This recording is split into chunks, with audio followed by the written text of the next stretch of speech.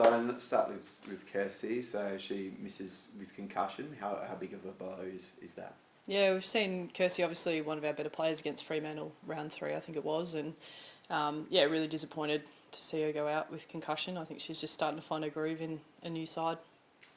Who comes in? Obviously, it's an extended side for now, but who comes in to replace her? I think obviously we'll leave that for the selection announcement a bit later on today, but a few things to weigh up, whether you bring in another mid or add a bit more height, knowing that Carlton play what's close to 3 rucks or 2.5 rucks. So, a bit for us to weigh up.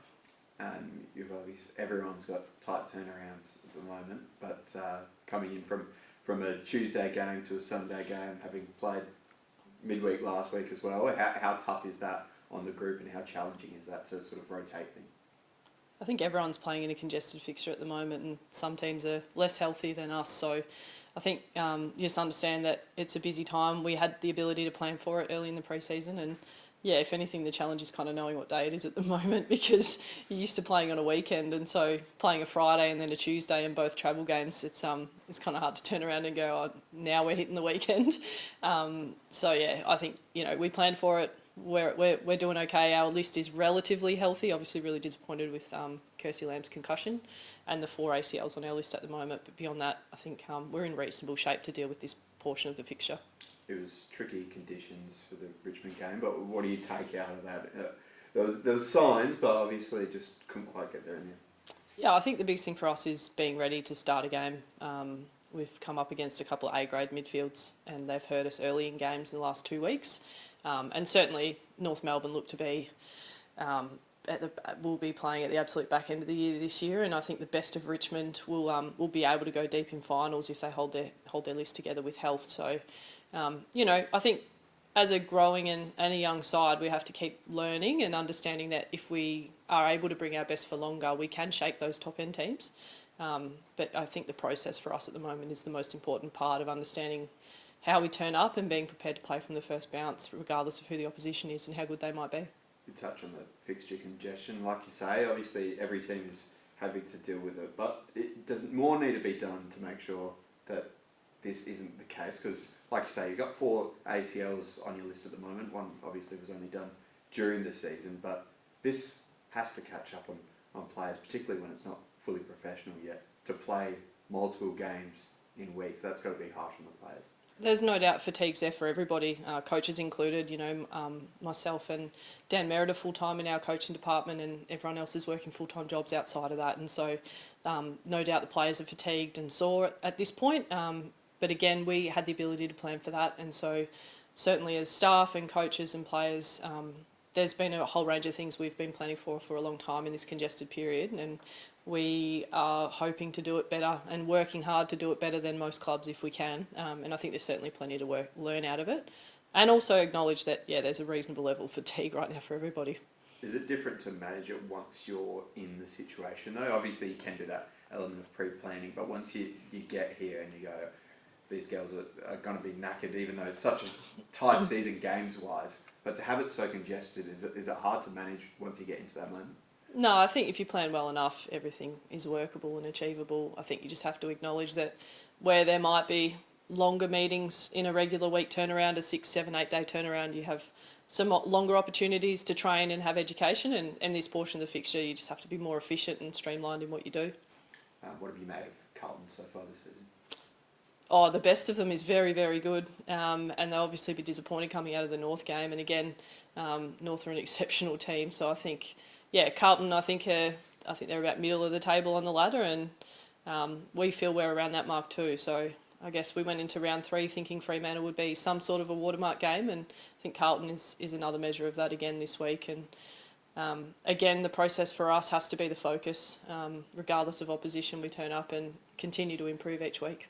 It's easy to say must win, but in a 10-game season, when you have a team that's, like you say, around the same position on you on the ladder, is this must win if you want to play finals this year? I think 11-game season, it's important for us to put our best foot forward this week against Carlton. And, there's absolutely no doubt our group is craving a win, but we do have to look after the process before we worry about the result. What's the focus been this week, Loz, off the back of a couple of losses now? We've got reasonably close, especially, had a really good back end of those games. What's the focus been and the message been to the group this week heading into Carlton?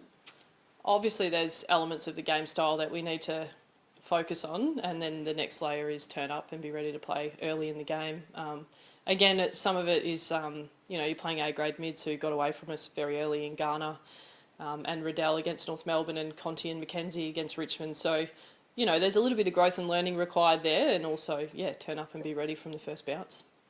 Did it make the review easier that we play North Melbourne, Richmond, and they play Richmond, North Melbourne? Like, does it sort of help you with a bit of a review and a gauge on where Carlton are at and what you need to identify to beat them? Maybe a little bit. I think what helps is, again, talking about needing to be efficient in this block of time, even simply for the players and coaches watching Oppo and preparing for the next game. It is helpful when the two teams you're about to play each other. It's one game of footy to watch. To cover two games is helpful, to be fair. But look, I do think there's a group of top end teams consistently performing regardless of opposition, and then there'd be a big bank of teams, including us at the moment across the comp, who know that their best is right up there, and there's a gap between their best and what seems to be not their best at the moment. So I think consistency for a lot of teams is hard to gauge right now, and that's why the focus for us needs to be about process and turning up from the first bounce regardless of who we play.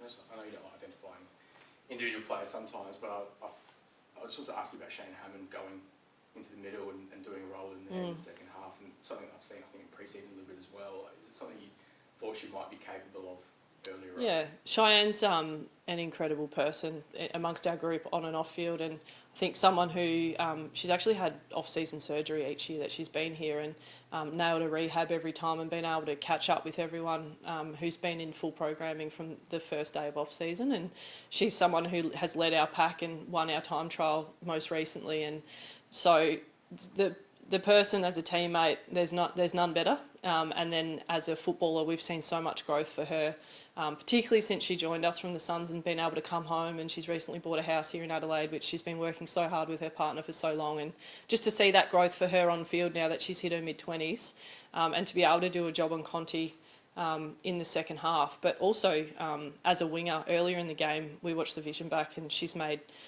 efforts of about 100 metres to save two certain goals deep in our back line. And so, there's massive value there in Hamo, and I just love watching how much she's growing. And it's similar to Julia Teakle, two people who've just worked so hard at their craft for a long period of time, and we're finally seeing it start to pay off for them and the team.